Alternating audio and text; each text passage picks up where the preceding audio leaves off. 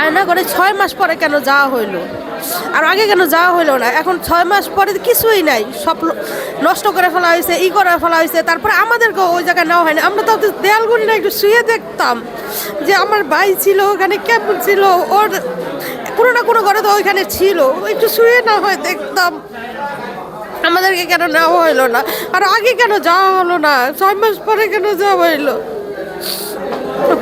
আপনার নাম এবং আপনার পরিবারে কে গুম হয়েছে? আমার ভাই। আমার নাম কানিসা দেবা রীতা। আমার ভাই 13 সালের 28শে নভেম্বর কেন্দ্রীয় কারাগারের সামনে থেকে ওইখানে আর এক বন্ধুকে দেখতে গেছিল ভিতরে, সেখান থেকে গুম হয়।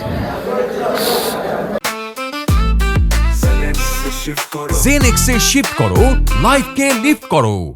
আমার ছোট ছিল, মানে আমার পরের বোন, তারপরে আমার ওই ভাই। মানে আমার ভাই তো আমার সন্তানের মতোই ছিল।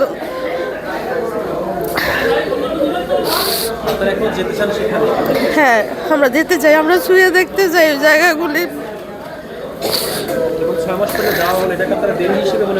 হ্যাঁ, আমরা মনে করি 6 মাস পরে না, আরো আগে যাওয়া উচিত ছিল। তাও মনের সান্ত্বনা দিতাম।